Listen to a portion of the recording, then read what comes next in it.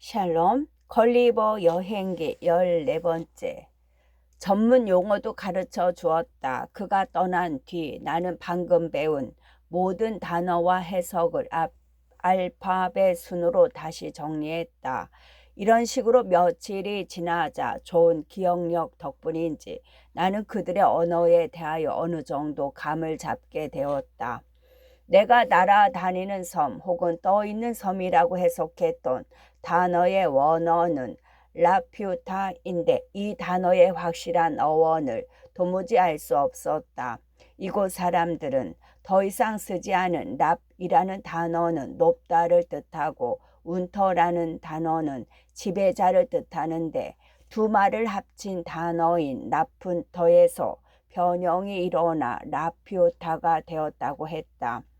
하지만 내겐 그런 기원이 다소 억지스러워 보여서 동의할 수 없었다. 대신 나는 라퓨타 지식인들에게 내가 생각하는 바를 대담하게 개진했다.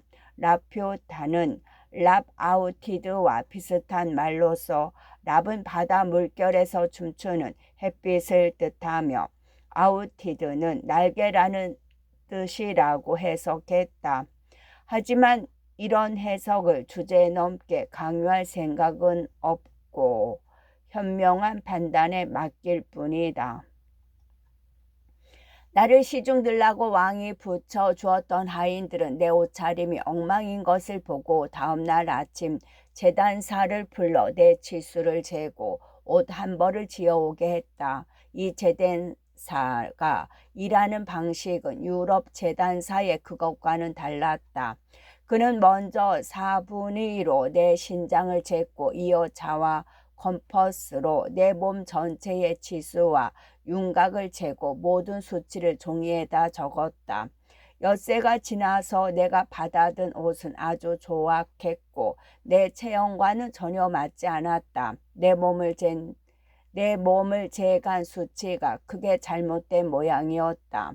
하지만 다음과 같은 생각을 하면서 위안을 삼았다. 뭐 이런 일은 자주 벌어지고 또 그리 대단한 문제도 아니잖아. 옷도 없는 데다 앓고 있던 가벼운 병도 며칠 더 끌게 되어 나는 본의 아니게 방에 갇혔다. 이 기간 동안 나는 많은 단어를 익힐 수 있었다. 그 후 궁정으로 갔을 때 나는 왕이 하는 말의 많은 부분을 이해할 수 있었고 그에게 몇 가지 답변을 하기도 했다. 왕은 명령을 내려 섬을 동북동으로 움직여 라가도 위에 수직으로 위치하게 했다. 라가도는 섬 아래 단단한 땅 위에 있는 왕국의 수도였다. 그 도시는 430km 정도 떨어진 거리에 있었고 거기까지 가는 데에는 나흘 반 정도 걸렸다. 나는 섬이 공중에 떠서 움직인다는 걸 전혀 의식하지 못했다. 두 번째 날 아침 11시 정도 되었을 때 왕은 귀족 궁중의 신하 관리를 데리고 친히 모든 악기를 준비하고 3시간을 내리 연주했다. 나는 악기가 내는 소리에 귀가 먹먹해졌고 그런 행사를 개최하는 이유도 나에게 그 나라 말을 가르쳐 주었던 사람이 알려주기 전까지 도저히 짐작조차 할 수 없었다. 언어 교사는 섬 사람들이 특정 시기에 항상 연주되는 전체의 음악에 익숙하다고 말했다. 그리하여 궁정 사람들은 자신이 가장 잘 다룰 수 있는 악기로 그 음악의 연주에 참가한다는 것이었다. 수도인 라가도 위로 날아가는 여정 중에 왕은 특정 도시와 마을의 상공에 섬을 멈추라고 지시했다. 백성들의 단원을 듣기 위해서였다. 왕의 뜻에 따라 짐을 나를 때 쓰는 노끈 여러 개가 그 끝에다 작은 줄을 달고 지상으로 내려졌다. 이 노끈들이 사람들이 단원서를 묶으면 바로 섬으로 올라왔는데 마치 학동들이 연을 잡아주는 줄의 끝에다 매달아 놓은 종이 조각처럼 보였다. 때로는 백성들이 와인과 음식을 진상해 그 물건들을 도르래로 끌어올리기도 했다. 내가 이전에 배워둔 수학 지식은 과학과 음악에 의존하는 그들의 말투를 익히는 데 많은 도움이 되었다. 나는 음악에도 그리 조예가 없는 건 아니었다. 그들은 늘 선과 도형을 생각했다. 예를 들어 어떤 여자가 동물의 아름다움을 칭찬하고 싶을 때 그들은 그 아름다움을 마름모, 원, 평행, 사변형, 타원, 그 외에 다른 기하학 용어로 표현했다. 또는 음악에서 비롯된 예술 용어로 표현했는데 여기서 자세히 말할 필요는 없을 것이다. 나는 왕실 부엌에서 온갖 수학 도구와 악기를 보았는데 그런 도구들의 모양을 따라 베어낸 구운 고기가 왕의 식탁에 올라갔다. 라프타인들의 집은 엉성하게 지어졌다. 벽은 직각이 아니었고 방에는 직각으로 된 곳이 단 한 군데도 없었다. 이런 결함은 그들이 실용적인 기하학을 우습게 보았기 때문에 벌어진 현상이었다. 그들은 그러 기하학을 상스럽고 기계적이라고 멸시했고 자신들의 지시가 일꾼의 지적 능력으로는 이해하기 어려운 세련된 것이어서 끊임없이 시공상에 문제가 생긴다고 생각했다. 그들은 종이 위에다 자, 연필, 분할 컴퍼스를 쓸 때는 비상한 손재주를 보였지만 일상적인 활동에서는 아주 서툴고 어색하고 손재주가 없어 형편없었다. 그들은 수학과 음악을 제외한 다른 모든 주제를 생각할 때는 무척 느리고 어쩔 줄 몰라 당황하는 모습을 보였다. 그들이 하는 주로는 서투르고 늘 격렬하게 모든 의견에 반대했다. 그들이 올바른 견해를 갖고 있을 때에는 그런 반대를 하지 않았으나 올바른 견해는 좀처럼 내놓는 일이 없었다. 상상, 공상, 발명 등은 전혀 알지 못하고 그들의 언어에는 그런 개념을 표현하는 단어도 없었다. 그들의 생각과 정신은 앞에서 말한 두 개의 학문, 즉 수학과 음악에만 갇혀 있다. 그들 대다수, 특히 천문학 분야를 다루는 사람들은 점성술을 굳건히 믿었다. 물론 그들은 부끄러움 때문에 그것을 공개적으로 인정하지는 않았다. 하지만 그보다 더 놀랍고 전혀 이해할 수 없던 건 그들이 뉴스와 정치에 지나치게 몰입한다는 것이었다. 그들은 끊임없이 공적인 일에 관해 물었고 국정에 관한 판단을 내렸으며 정당의 견해에 관해서라면 반드시 열띤 논쟁을 벌였다. 내가 아는 유럽 수학자들 대다수도 이런 정치적 성향을 보였지만 과연 수학과 정치 사이에 유사점이 있는지 의문스러웠다. 물론 그들은 가장 작은 원이든 가장 큰 원이든 내각을 360도로 같으니 세상을 통제하고 관리하는 일이 지구본을 만지고 돌리는 일보다 더 큰 노력이 들어가지 않는다고 생각할 수 있다. 그러나 이런 정치적 특성은 인간 본성이 아주 흔한 결점에서 유래한다고 생각된다. 좀 더 구체적으로 말해서 우리는 전혀 관심도 없고 공부로든 전성으로든 익숙해지기 가장 어려운 일에 더욱 호기심과 자부심을 느낀다. 이런 사람들은 끊임없이 불안해하며 단 한순간이라도 마음의 평안을 누리지 못한다. 그들의 심적 동요는 그들 외에 다른 사람에겐 별로 영향을 미치지 못하는 원인에서 비롯된다. 그들의 걱정은 그들이 두려워하는 전체들의 여러 가지 변화 때문에 발생한다. 예를 들면 이런 것이다. 지구를 향해 태양이 끊임없이 접근한다면 머지않아 지구는 틀림없이 태양에 흡수되거나 삼켜질 것이다. 태양의 표면이 점차 분출되는 용암으로 뒤덮이면 우주에 더 이상 빛을 전할 수 없을 것이다. 지구는 지난번에 지나간 혜성에 꼬리를 간신히 뺐는데 만약 충돌했더라면 틀림없이 잿더미가 되었을 것이다.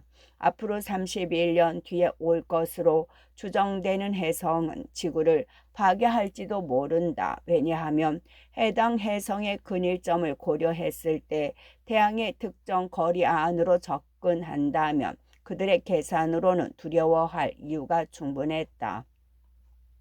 해성은 빨갛게 달궈진 쇠보다 10,000배는 강력한 열을 발산할 것이고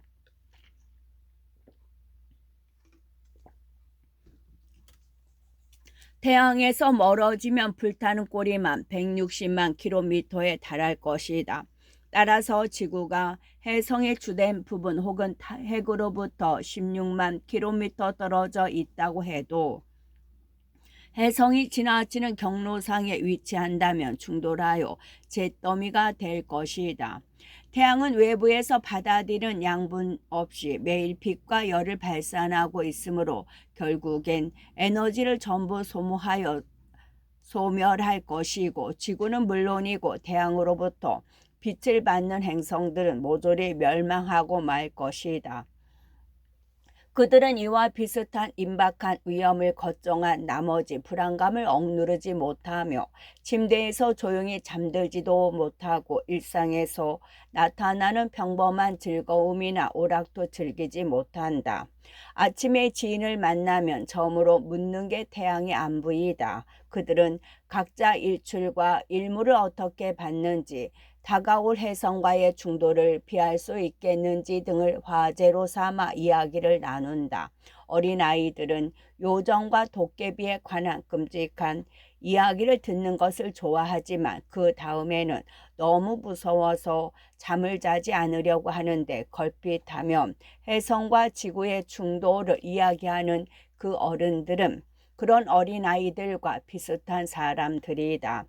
라퓨타 섬의 여자들은 활기차고 생기 넘친다. 그들은 남편을 경멸하고 외지인을 과도하게 좋아한다. 저 아래 육지에서 늘 많은 외지인이 도시나 단체 혹은 개인의 문제를 처리하고자 섬으로 올라와 왕궁에 들르는데 그들은 라퓨타인들 같은 지적 능력이 없어서 경멸당하지만 부인들은 이들 중에서 애인을 고른다. 당황스러운 점은 부인들이 아주 느긋하면서도 별 들킬 염려도 없이 바람을 피운다는 것이다. 남편이 늘 사색에 몰입하고 있으므로 종이와 여러 도구를 주어 남편을 생각에 잠기게 하고서 그 옆에 치기꾼을 배치하지 않는다면 부인은 남편의 바로 코앞에서도 애인과 노골적인 애정 행각을 벌일 수 있다. 내가 생각하기로 이 섬은 세상에서 가장 즐거운 곳이고 이곳의 삶은 지극히 풍요롭고 호화로우며 마음만 먹으면 무슨 일이든 할 수 있지만 아내와 딸들은 이 섬에 갇힌 걸 애통하게 여긴다. 그들은 세상 구경을 하고 수도에 기분 전환을 하기를 갈망하지만 왕의 특별 허가증 없이는 그런 예유가 불가능하다. 이 허가증을 받기란 쉬운 일이 아니다. 상류층이 빈번한 전례를 통하여 저 아래 땅으로 내려간 여자를 설득해 섬으로 다시 데려오는 일이 얼마나 힘든지 깨달았기 때문이다.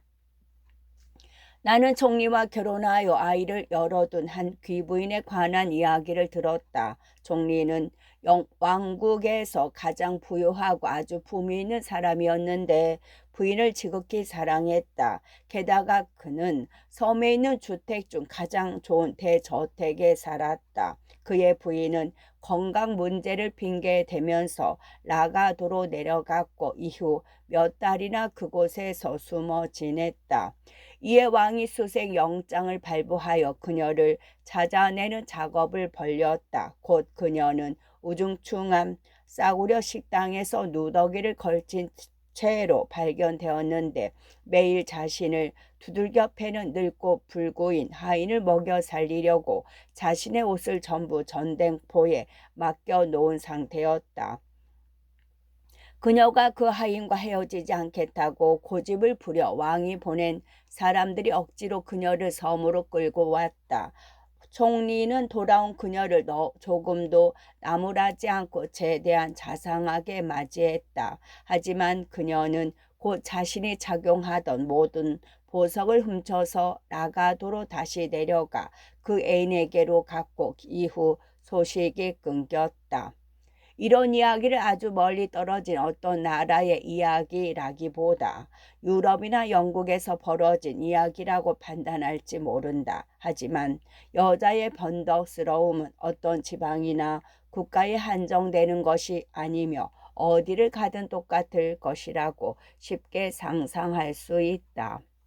한 달 정도 지나자 나는 라프타인들의 말을 웬만큼 능숙하게 구사할 수 있게 되었고 왕을 아련하는 영광이 주어졌을 때 왕의 질문에 대부분 대답할 수 있었다. 왕은 법률, 통치, 체제, 역사, 종교, 내가 머물렀던 여러 나라의 풍습 등에는 전혀 무관심했고 오로지 수학에 관해서만 질문했다. 왕은 나의 답변에 엄청난 경멸과 무관심을 보였고 그러는 중에도 양옆의 지기꾼이 그를 종종 깨워줘야 대화가 가능했다. 제3장 현대의 학문과 전문학으로 해결된 한 가지 현상을 말하다. 라퓨타인들이 전문학에서 큰 발전을 이루다 저자가 왕이 반란을 진압하는 방식을 설명하다. 나는 섬에 진귀한 것들을 보고 싶으니 왕궁을 떠나게 해달라고 왕에게 정했다. 고맙게도 나의 요청은 허락되었고 왕은 나의 언어 교사에게 그 여행에 동행하라고 지시했다. 내가 주로 알고 싶었던 것은 이 섬의 상하, 좌우, 이동 같은 여러 가지 움직임을 가능하게 하는 기술적 혹은 자연적 원인이었다. 이제 그에 관련된 과학적 설명을 하고자 한다. 이 날아다니는 섬 혹은 공중에 떠 있는 섬은 완벽한 원형이다. 지름은 7km 정도이고 총 면적은 40제곱킬로미터, 두께는 270m이다. 아래에서 섬을 올려다보는 사람들에게 보이는 바다 혹은 밑면은 평평하고 고른 금강석으로 된 판이며 그 두께는 180m이다. 그 위로는 통상적인 순서대로 여러 광물의 층이 있다. 이 모든 것 위엔 3m에서 3.6m 정도 되는 두께의 비옥하고 기름진 땅이 있다. 윗면은 경계선부터 중심까지 내리막으로 되어 있어 자연스럽게 섬에 떨어지는 모든 이슬과 비는 작은 시내를 이뤄 중앙으로 모여들고 그곳에서 4개의 큰 저수지로 흘러든다. 각 저수지는 둘레가 800m 정도이고 둘레에서 중심까지의 거리는 약 200m이다. 저수지의 물은 낮 동안 태양열로 끊임없이 증발되며 이것은 저수지의 물이 넘치는 것을 적절하게 막아준다. 게다가 날아다니는 섬의 왕은 구름과 수증기가 있는 영역 위로 섬을 올릴 수도 있으므로 원한다면 이슬과 비를 사전에 막아버릴 수도 있다. 이곳의 과학자들은 구름이 아무리 높이 떠도 3km 상공이라고 하는데 적어도 이 나라에서는 구름이 그 높이에서 형성된 적은 단 한 번도 없다고 알려져 있다. 섬의 중앙에는 지름 45m 정도의 아주 깊은 틈새가 있는데 전문학자들은 그곳을 통과하여 금강석 윗면에서 약 100m 아래에 있는 커다란 돔으로 내려간다. 그 때문인지 이 돔은 전문학자의 동굴로 불리는데 원어로는 플란도나 가뇰레이다. 이 동굴에는 늘 타오르는 등이 20개 있으며 등에서 나오는 불빛이 금감석에 반사되어 모든 곳을 아주 환하게 비춘다. 이곳엔 6분의 4분의 만원경 전체 관측기 등 전문학 기구들이 무척 다양하게 갖춰져 있다. 하지만 가장 신기한 것은 어마어마한 극의 천연 자석으로서 형태가 배틀의 붓과 유사하다. 이 섬의 운명은 실로 이 물건에 달려 있다고 해도 과언이 아니다. 천연 자석의 길이는 5m가 넘고 가장 두꺼운 부분은 두께가 거의 3m이다. 이 자석은 그 가운데를 통과하는 지극히 튼튼한 금강석 축으로 지탱되는데 아주 정확하게 균형이 잡혀 있으므로 손으로 아주 조그만 힘을 가해도 축을 회전시킬 수 있다. 자석 주위는 속이 빈 금강석 원통이 두르고 있는데 이 원통은 깊이와 두께가 1.2m에 지름은 10m이며 8개의 금강석 받침으로 지탱되어 수평으로 서 있다. 각 받침은 높이가 5m이다. 원통의 오목한 면의 중앙엔 30cm 깊이의 홈이 있으며 축의 양쪽 끝은 그 홈에 놓여 있어서 필요할 때마다 회전한다. 이 천연 자석은 어떤 힘을 가하더라도 그 자리에서 이동시킬 수 없는데 원통과 받침이 섬의 밑바닥을 구성하는 금강석 부분과 한 몸이기 때문이었다. 이 천연 자석의 힘으로 섬은 떠오르고 내려가며 이곳저곳으로 이동할 수 있다. 왕이 통치하는 땅에 대해서 말해보자면 천연 자석이 한쪽 끝을 당기는 힘을 다른 한쪽 끝은 밀어내는 힘을 발휘하면서 그 땅에 접근했다 떨어졌다 한다. 땅 쪽으로 자석에 당기는 힘을 가진 끝부분을 위치시키면 섬은 하강하고 밀어내는 힘이 있는 끝을 아래쪽으로 놓는 즉시 섬은 땅 위로 향한다. 좌석의 위치가 비스듬하면 섬의 움직임도 똑같이 비스듬하게 된다. 이 좌석의 힘은 늘 움직이는 방향과 평형으로 작용한다.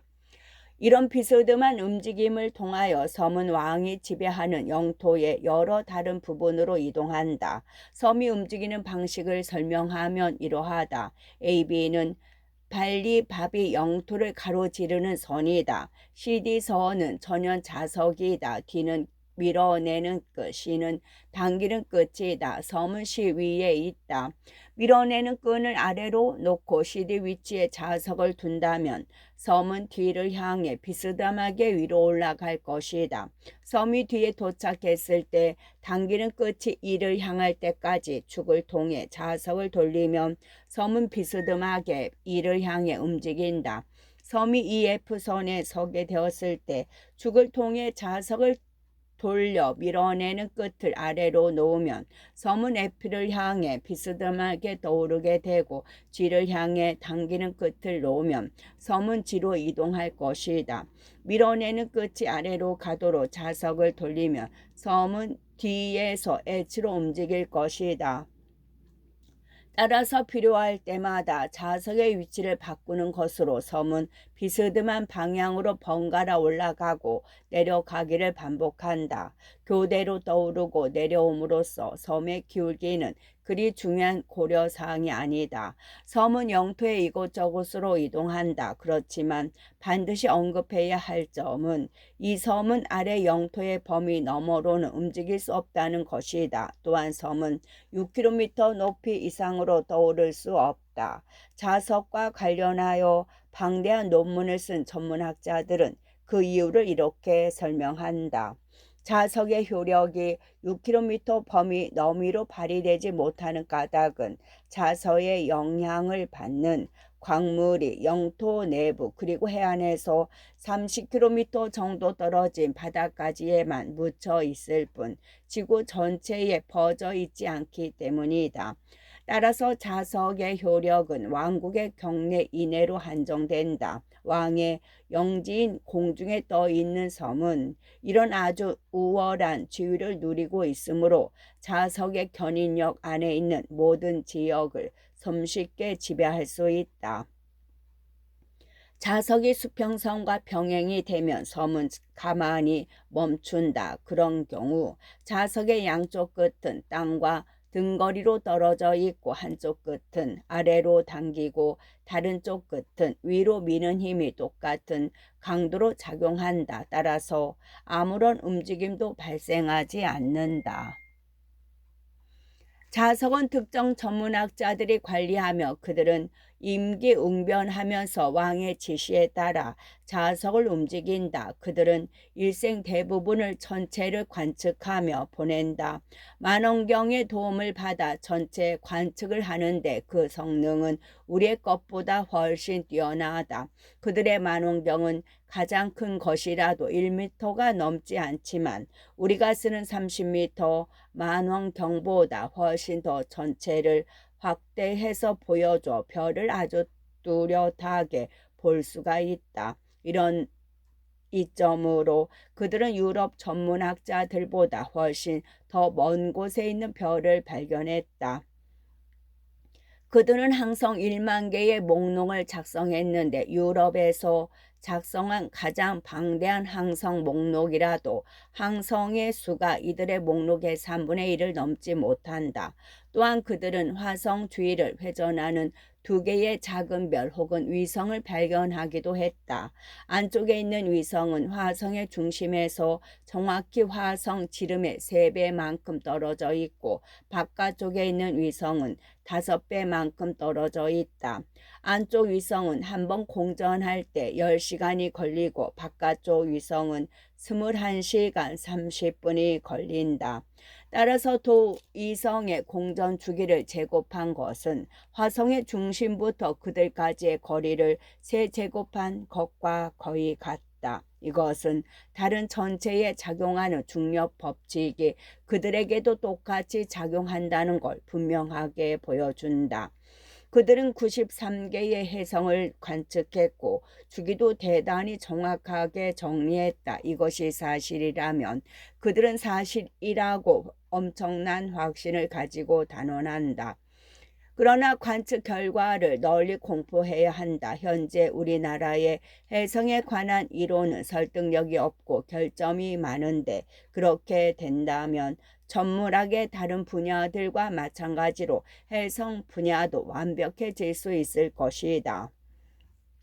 왕이 내각을 설득하여 자신의 뜻을 따르게 하는 데 성공한다면 그는 세상에서 가장 강력한 절대 군주가 될 것이다. 하지만 그것은 그리 간단하지가 않다. 왜냐하면 내각의 재산은 아래 육지에 있고 왕의 총애를 받는 직책에서 근무 중이라 하더라도 재임 자체가 매우 불투명하다는 사실이 잘 알려져 있으므로 내각이 자신의 지역을 노예처럼 만드는 데 절대 동의하지 않았기 때문이다.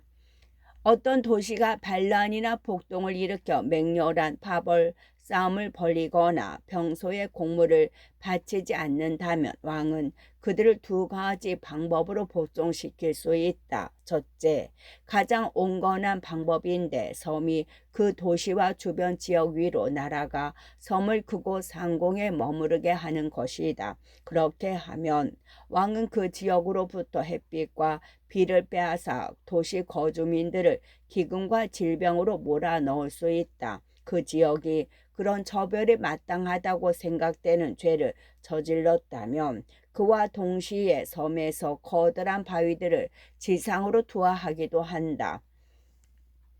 이렇게 되면 방어 시설이 없는 거주민들은 지하실이나 동굴로 피난을 가야 하고 그러는 사이에 많은 집들의 지붕은 산산조각이 난다. 둘째, 그래도 계속 고집을 부리거나 폭동을 일으킨다면 왕은 최후의 수단을 쓴다. 반항적인 도시의 바로 위로 섬 전체가 하강하는 것이다. 이렇게 되면 집들은 파괴되고 사람은 죽게 되는 그야말로 전반적인 대학살이 벌어진다. 하지만 그것은 왕이 거의 고려하지 않는 극단적인 방법이고 실제로 실행에 옮기려고 하지도 않는다. 내각도 감히 그런 일을 실행에 옮기라고 조언하지 못한다. 그렇게 했다간 백성들에게 괜한 증오를 사게 되는 데다 그 밑에 있는 자신의 재산도 큰 손해를 보기 때문이다. 왕의 영지는 떠있는 섬이라서 아주 문제가 없지만 내각의 고위직들은 생각이 다르다. 그러나 이 나라의 역대 왕들이 아주 화급한 때가 아니라면 그런 끔찍한 조치에 늘 반대해 본 데에는 다른 중대한 이유가 있다. 파괴 대상인 도시에 높게 솟은 바위들이 있거나 보통 대도시들의 지형이 그런 식으로 험준한데 참사를 막으려는 생각으로 전부터 그런 터에다 도시를 건설한 것 같다. 아니면 높은 전탑이나 돌기둥이 많다면 갑작스러운 하강으로 섬의 밑면이 위험에 처할 수 있다.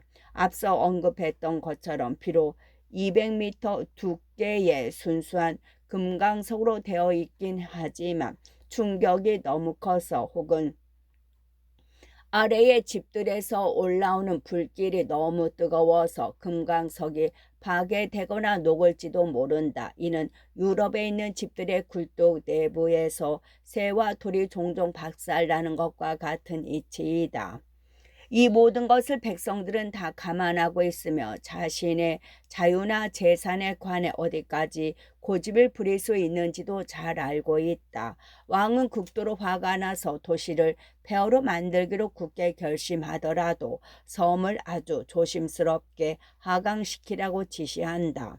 백성에게 자비심을 베푸는 것처럼 가장하지만 실은 금강석 밑면이 부서질까봐 두려워하는 것이다.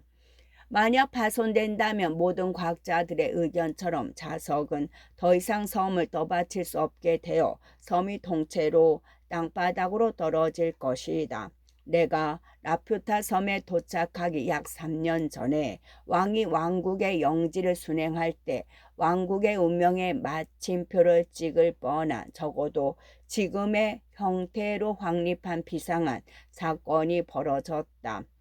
닌달리노는 왕이 순행 중에 가장 먼저 들르는 왕국 내 제2의 도시였다. 그가 도시를 떠나고 사흘 뒤 압제가 너무 심하다고 자주 불평하던 닌달리노 주민들은 성문을 폐쇄하고 시장을 체포하고 믿기지 않는 속도와 노동력으로 도시의 사방 구석에 하나씩 4개의 거대한 탑을 세웠다. 도시는 정확히 정사각형 형태다. 각 탑은 도시 중심에 똑바로 서 있는 튼튼하고 뾰족한 바위상과 높이가 같았다. 주민들은 각 탑과 바위에 커다란 자석을 붙였는데 계획이 실패할 경우를 대비하여 가연성 높은 연료를 어마어마한 양으로 준비했다. 반란을 일으킨 사람들은 자석을 붙인 탑과 바위로 섬의 금강석 밑면을 박살내지 못한다면 자선책으로 뜨거운 불길로 날아다니는 섬의 밑바닥을 녹여버릴 생각이었다. 왕이 닌달리노 주민들이 반란을 일으켰다는 걸 완전히 파악하는 데에는 8달이 걸렸다. 그는 섬을 도시 위에 띄우라고 명령했다. 주민들은 합심하여 식량을 비축했고 게다가 도시 가운데에 커다란 강이 흘러 물이 끊길 염려도 없었다. 왕은 며칠 동안 도시 위에 상공의 섬을 머무르게 하여 그 지역의 햇빛과 비를 차단했다. 그는 많은 노끈을 내리라고 지시했지만 단 한 사람도 왕에게 단원서를 제출하지 않았고 오히려 무척 도전적인 요구사항을 담은 종이가 올라왔다. 주민들은 그들의 불만 사항을 시정하고 많은 책무를 면제하고 자체적으로 시장을 전출할 수 있게 해달라는 등 여러 가지 과도한 요구를 했다. 이에 왕은 날아다니는 섬 주민들에게 섬의 가장 아래에 있는 회랑에 집결하여 닌달리노 도시로 거대한 돌들을 투하하라고 지시했다. 하지만 도시의 주민들은 4개의 탑, 다른 튼튼한 건물, 지하실 등으로 재산을 가지고 피신함으로써 그런 공격에 대처했다. 왕은 이제 오만 방자한 닌달리노인들을 굴복시키기로 결심하고 섬을 4개의 탑과 바위 꼭대기에서 약 40m 위의 상공까지 조심스럽게 하강시키라고 지시했다. 하지만 하강 작업을 담당한 관리들은 날아다니는 섬이 평소보다 훨씬 빠르게 가라앉고 있다는 걸 깨달았고 자석 방향을 바꾸더라도 공중에 멈춰 있기가 무척 어렵고 잘못하면 섬이 땅 위로 추락할지도 모른다고 생각했다. 그들은 즉시 왕에게 사람을 보내 이런 경악할 만한 상황을 보고하면서 왕에게 섬을 다시 띄우게 허락해 달라고 간청했다. 왕은 이에 동의하고 내각을 모아 대책회의를 열었으며 자석을 담당하는 관리들도 참여하라고 지시했다. 자석 담당 관 중 가장 나이가 많고 숙련된 사람이 그 사태와 관련된 실험을 해도 좋다는 허락을 받았다. 그는 곧 약 100m 길의 튼튼한 밧줄을 가져왔다. 이어 섬이 전에 느껴던 당기는 힘을 벗어날 정도로 도시 위로 떠오르자 밧줄의 끝에 금강석 한 조각을 묶었다. 이 금강석 조각 안에 섬의 밑면을 구성하는 것과 똑같은 특성의 철광석, 혼합물이 들어 있었다. 이어 그는 제일 아래 회랑에서 탑의 꼭대기를 향해 천천히 밧줄을 내렸다. 금강석을 4m로 내리지 않았는데 돌이 너무도 강하게 아래로 끌려 내려가는지라 그는 안간힘을 써서 간신히 밧줄을 끌어올릴 수 있었다. 그는 이후 작은 금강석 조각 여러 개를 아래로 던졌는데 조각들이 탑 꼭대기로 맹렬하게 끌려 들어갔다. 같은 실험을 다른 세 개의 탑과 바위를 상대로 했을 때도 결과는 전과 같았다. 이 실험으로 왕의 대책은 완전 무위로 돌아갔고 다른 자세한 이야기는 더 이상 언급하지 않겠다. 그는 주민들이 원하는 바를 들어줄 수밖에 없었다. 섬이 도시에 무척 가깝게 내려가 다시 떠오를 수가 없게 되면 주민들은 섬을 도시에 영원히 가두어 두고 왕과 그의 모든 신하들을 죽여 정부를 영원히 바꿀 결심을 했다고 한다. 이것은 한 고위 대신이 내게 말해준 확실한 이야기이다.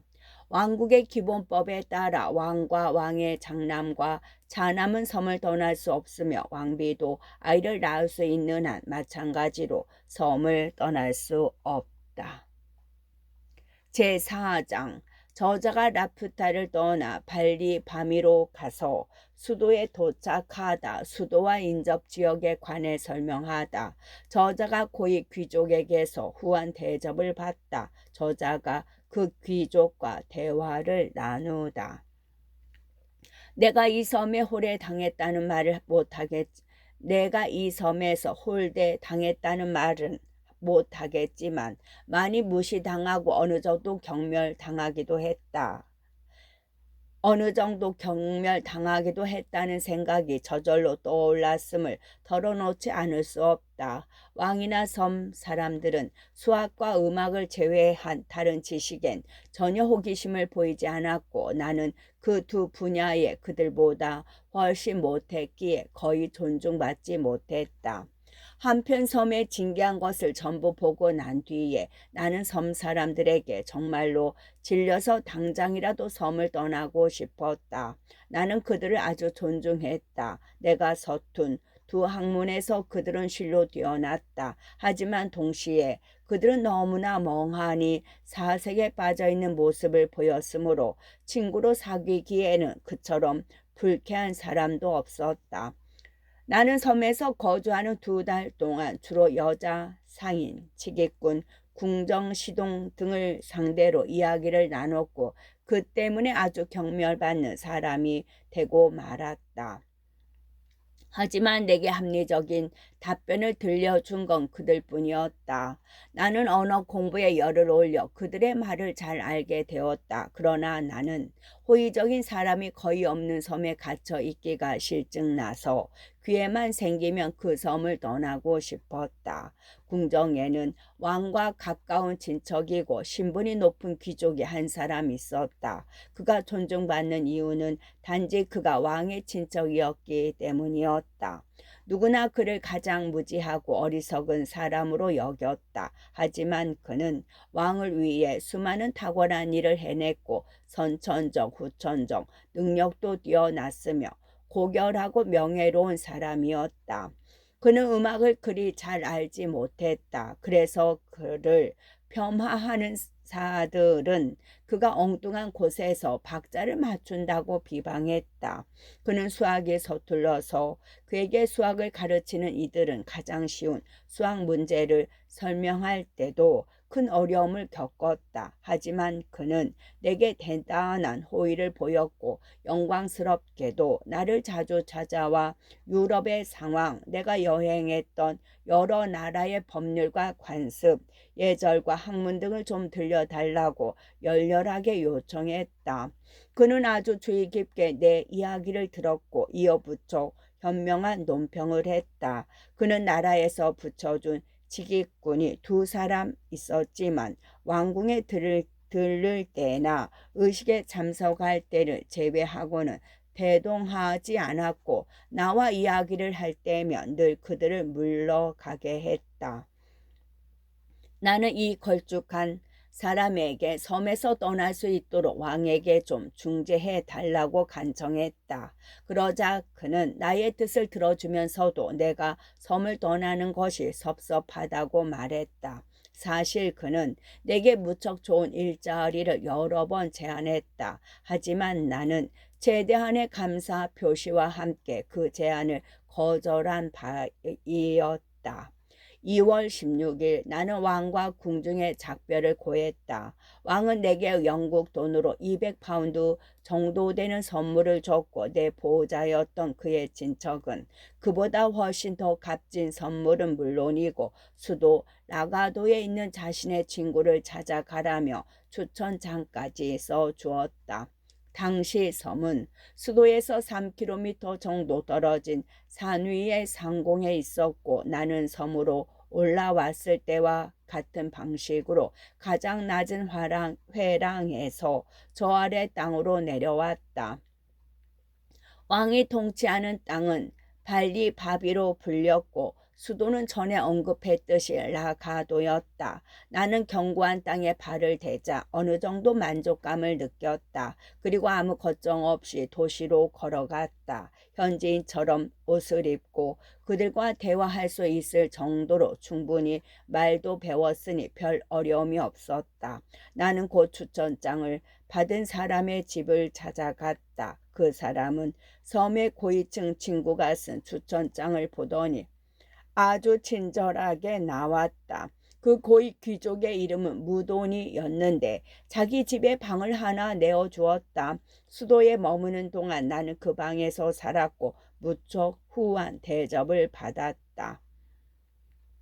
수도에 도착한 다음날 아침 무도디 경은 자신의 마차로 도시를 보여주었는데 런던의 절반 정도 크기였다. 무노디는 라틴어인 문둠 오디를 줄여서 만든 말로 세상에 대한 증오라는 뜻이다. 라푼타 사람들이 음악과 수학 등 추상적인 것만 좋아하고 현실적인 것은 무시하면서 멍한 사색에만 잠겨 있는 것을 증오하는 사람이라는 뜻이다. 라푼타 사람들은 휘그당, 무노디는 토리당을 빗댄 것이다.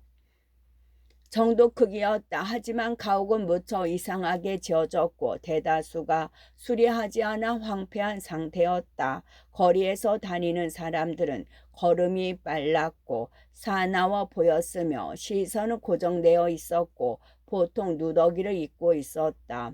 우리는 성문 하나를 지나쳐 5km 떨어진 5km 정도 떨어진 시골로 갔는데 그곳에서 나는 많은 노동자가 여러 도구를 들고 땅에서 일하는 걸 봤다. 하지만 그들이 무슨 일을 하는지 도무지 축축할 수 없었다.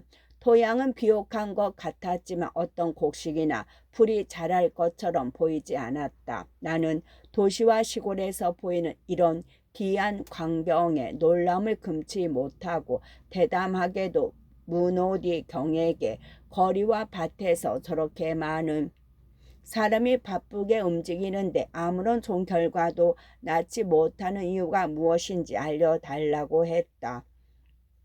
나는 그렇게 부적절하게 경작된 토양이나 부자연스럽고 황폐한 가옥은 본 적이 없었고 또 이렇게 고통과 가난을 적나라하게 표출하는 표정과 왕의 옷의 주민은 일찍이 만나 본 적이 없었다.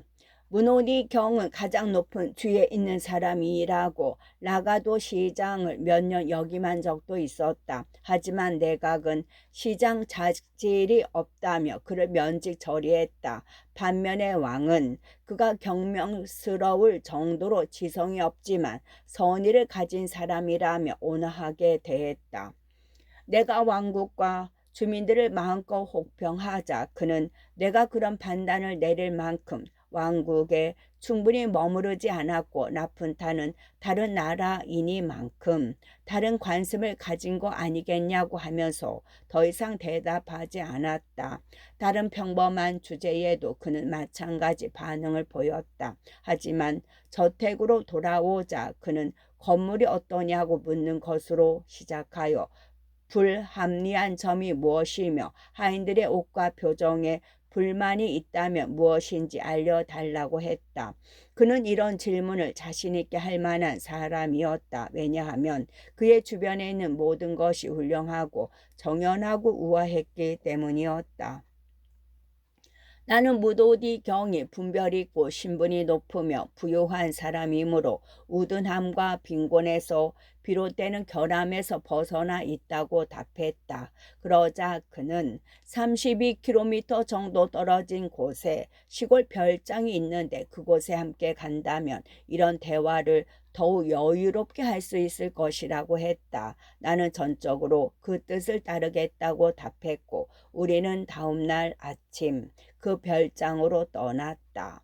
여행하는 동안 그는 내게 농부들이 땅을 관리할 때 쓰는 여러 방법을 주의 깊게 살펴보라고 했다. 그러나 내가 보기엔 전혀 이해할 수가 없는 방법이었다. 극히 적은 몇몇 곳을 제외하고 곡식 이삭이나 풀이 자라난 경우를 볼 수 없었다. 하지만 3시간을 여행하자 풍경이 갑자기 일변했다. 우리는 무척 아름다운 전원으로 들어섰다. 깔끔하게 지어진 농가들은 가까이 모여 있었고 밭은 울타리로 둘러싸였으며 그 안엔 포도와 곡식을 키우고 있었고 목초지도 있었다. 내 기억에 그 왕국에서 이처럼 더 기분 좋은 경치를 본 적은 없었다. 문호디 경은 내 표정이 밝아지는 걸 보고 한숨을 내쉬며 여기부터 자신의 영지가 시작되는데 저택에 도착할 때까지 동일한 풍경이 계속된다고 했다. 그는 이어 별장 주변의 일을 제대로 처리하지 못해 왕국의 나쁜 선례를 남긴다는 이유로 동포들에게 조롱과 경멸을 받고 있으며 이런 식으로 땅을 관리하는 사람은 자신보다 늙고 고집세고 허약한 극소수밖에 없다고도 했다. 우리는 한참 지나 그의 저택에 도착했다. 오래된 건축 기술로 최고의 규칙을 따라 지은 실로 웅장한 건물이었다. 분수, 정원, 산책길, 나무가 늘어선 진입로, 작은 숲이 전부 정확한 판단과 감각으로 잘 배치되어 있었다. 나는 거기서 본 모든 사물에 합당한 잔사를 보냈는데 문호디 경은 저녁 식사를 마치기 전까지 그런 잔사에 아주 무관심했다. 그는 제3자가 사라지고 나서야 무척 우울한 표정을 지으며 도시와 시골에 있는 집을 헐어버리고 현재의 유행에 맞춰 다시 집을 지어야 할 것 같다고 말했다. 또한 농장을 전부 파괴하고 다른 땅도 현대적인 용도로 바꾸면서 모든 소작인에게 그대로 따라하라고 지시해야 할 것 같다고 걱정했다. 더 나아가 그렇게 하지 않으면 오만방자하고 기하고 의시되고 무지하고 제멋대로라는 비난을 받는 건 물론이고 왕도 더욱 불쾌해야 할지도 모른다고 했다.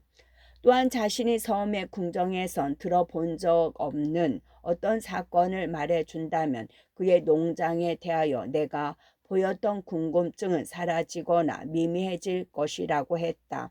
라푼테에 있는 사람들은 4세기에 지나치게 빠진 나머지 이곳 아래의 땅에서 벌어지는 일에는 관심이 없다는 것이었다.